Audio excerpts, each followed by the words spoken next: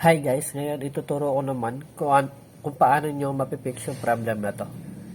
Yan. So kadalasan guys, nangyayari yan kapag nagsishare kayo ng printer sa network nyo or sa other PC kapag kinukunek nyo na. Okay?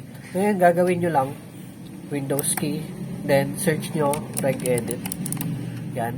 Tapos click nyo lang. Yes. Tapos punta kayo dito sa local machine.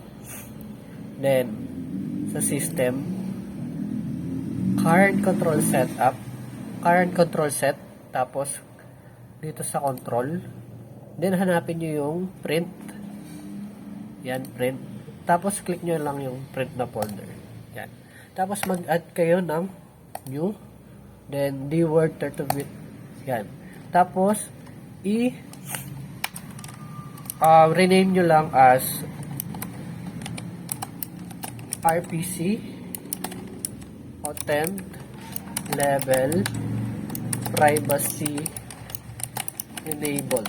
Yan. Tapos, click nyo lang. Enter.